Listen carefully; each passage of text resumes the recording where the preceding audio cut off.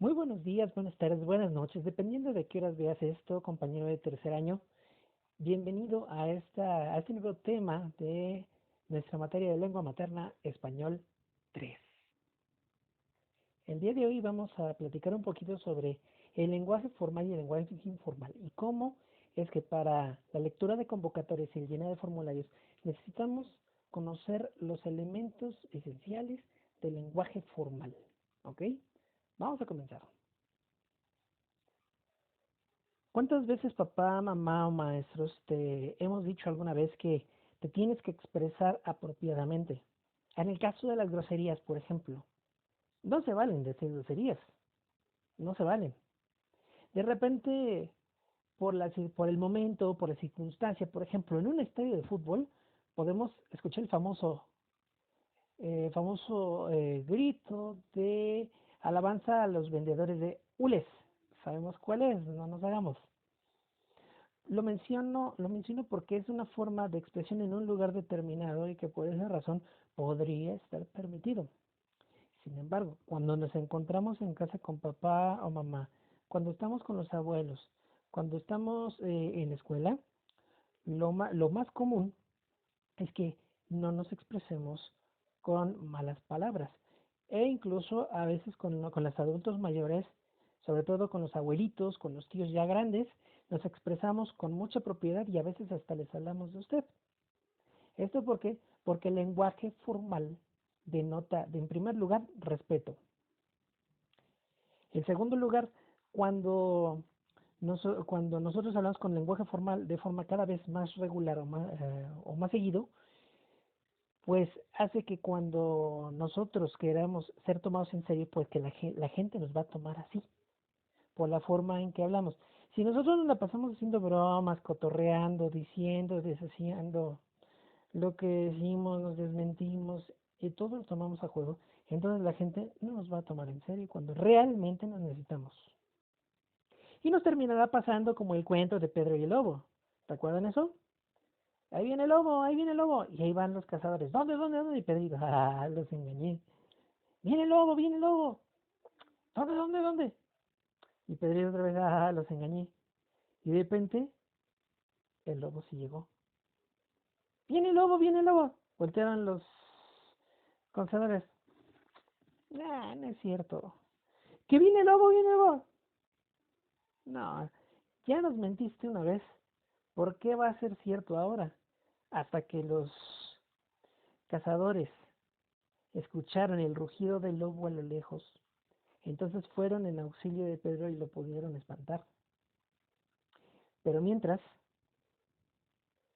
podrían haber sucedido algunos eventos desafortunados, por no decir eventos trágicos. Si Pedro no hubiera mentido con que el lobo venía, pues entonces los cazadores hubieran ido a la primera y entonces el susto habría sido mucho menor. ¿Qué hubiera pasado si el lobo se hubiera comido a Pedro? Y todo por andar jugando con los cazadores, diciéndoles que venía el lobo cuando no era cierto. De esa misma forma funciona el lenguaje formal. Cuando nosotros te pedimos que te expreses adecuadamente, no lo hacemos por el capricho de querer que hables bonito. No lo hacemos porque queramos que hables como nosotros hablamos o que te expreses como nosotros nos expresamos o que llegues a conclusiones como fueran las conclusiones en nuestro tiempo. Lo que nosotros queremos es que tengas el hábito bien puesto, que tengas eh, las palabras y las formas bien conocidas para que cuando realmente lo necesites puedas dejar no una buena sino una excelente impresión.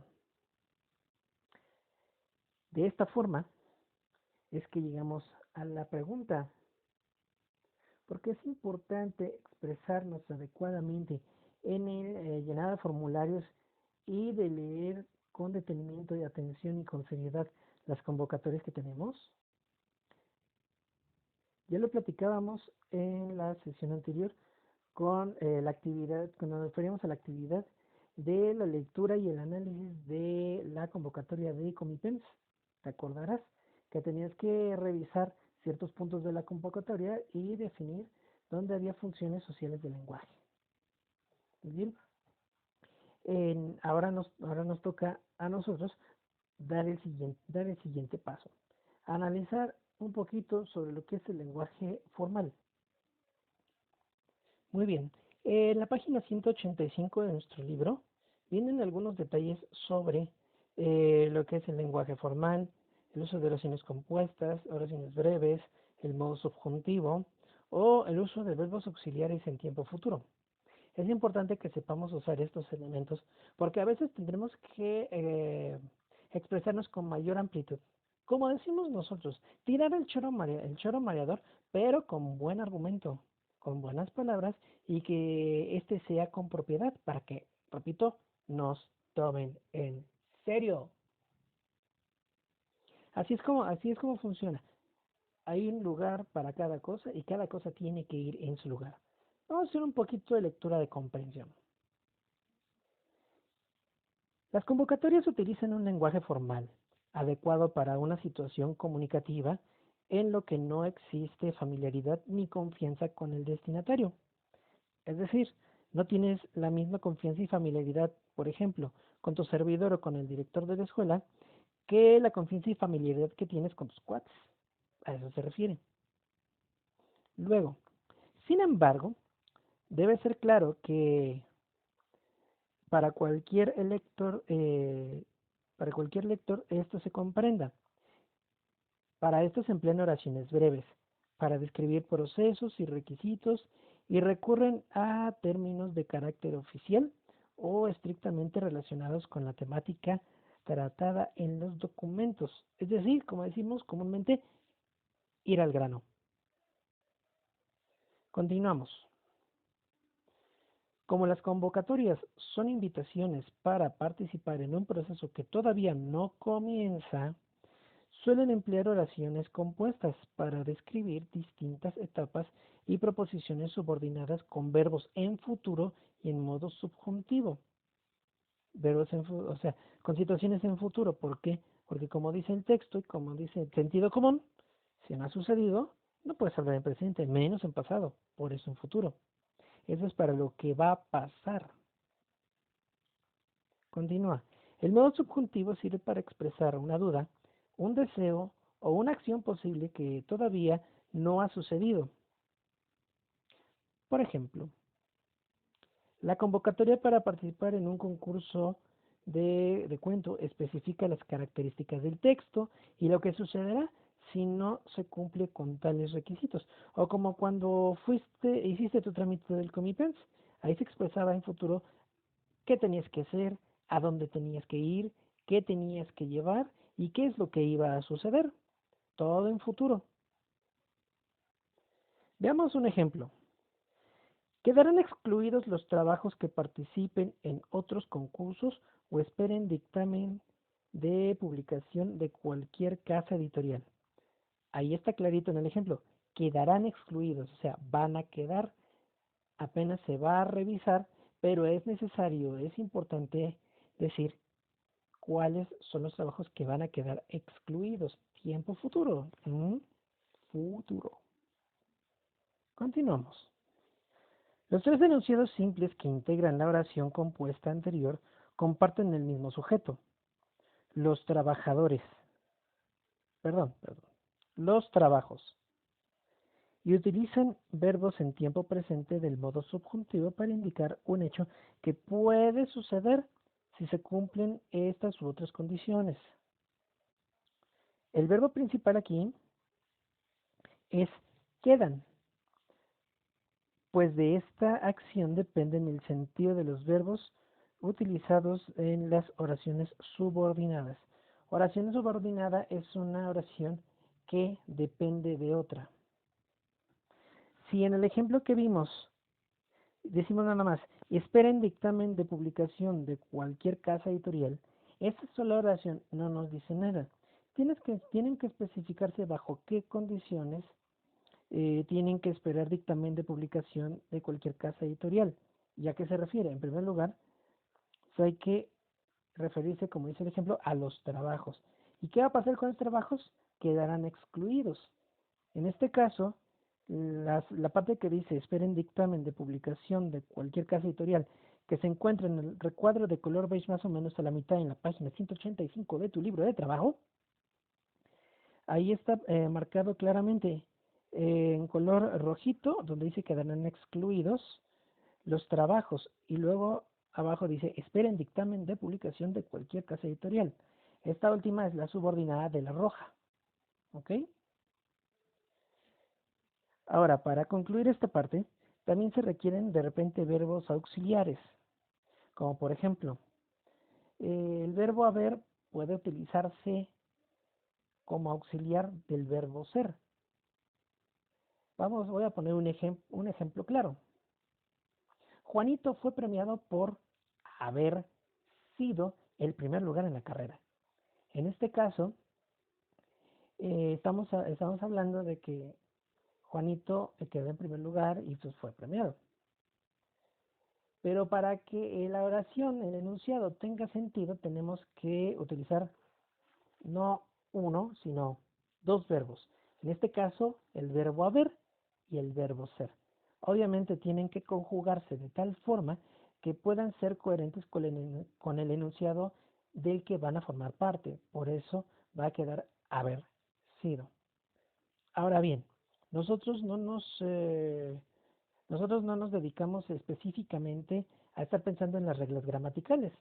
Nosotros hablamos comúnmente y ya nos expresamos de esta manera. Esta es la razón por la que a veces, en ocasiones en lo que corresponde a las reglas del lenguaje, eh, no las tenemos bien presentes como tales, pero sin embargo cumplimos con ellas.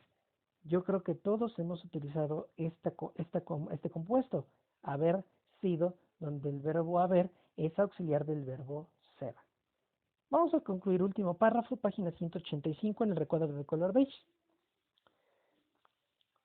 Dice, también se pueden expresar acciones que todavía no se llevan a cabo, pero que se espera que ocurran mediante verbos auxiliares, pero en esta ocasión no en tiempo pasado ni presente, sino en tiempo futuro, acompañados de otros que le dan sentido al acto. Por ejemplo, y ya para terminar esta parte, cada concursante podrá participar solamente con un cuento, que deberá enviar con base a los siguientes criterios. ¿Ok? En este caso tenemos auxiliares y verbos en futuro. Podrá participar. Tenemos el verbo poder y el propio verbo participar. ¿Sale? En este caso, para poder dar sentido al enunciado, tenemos que afirmar qué acción va a realizar. En este caso, podrá participar. ¿Ok? Y también aquí tenemos otro auxiliar donde dice deberá enviar, donde utilizamos dos verbos, el verbo deber y el verbo enviar. Deber en el sentido en el sentido de obligación, debe enviar, no puede ser de otra forma. Si no lo envía, pegas, no participas. Debe enviar, ¿ok? En este caso deberá es el verbo auxiliar y enviar es el verbo principal. Como en cada actividad te recuerdo que tus trabajos deben ser enviados a través de la plataforma de Santillana. Asimismo, también recuerda que siempre tienes el tiempo necesario para poder realizar estas actividades. Siempre son un par de días para que puedas entregar sin ningún problema. Y un servidor a la brevedad enviará la retroalimentación correspondiente. Recuerda que los trabajos entregados en tiempo y forma a través de esta plataforma pues son evaluados sobre un hermoso 10. ¿Y por qué? ¿Y por qué aspirar a menos si podemos aspirar a un 10 si lo hacemos bien? Y la actividad de ahora es considerablemente sencilla. ¿Ok? Luego, recuerda que el correo electrónico es una herramienta de recepción de trabajos secundaria.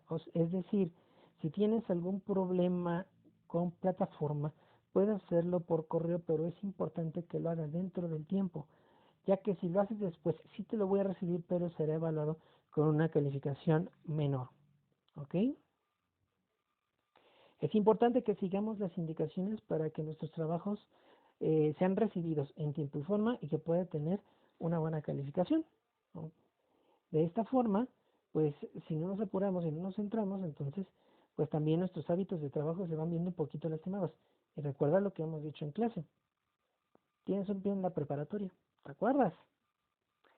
Te lo dejo de tarea para que lo pienses. Te mando muchos saludos. Espero que con tu familia y en tu casa vaya todo bien. Cuídate mucho. No salgas si no es necesario. Y pues bueno, seguimos en contacto. ¿Ok? Hasta la vista.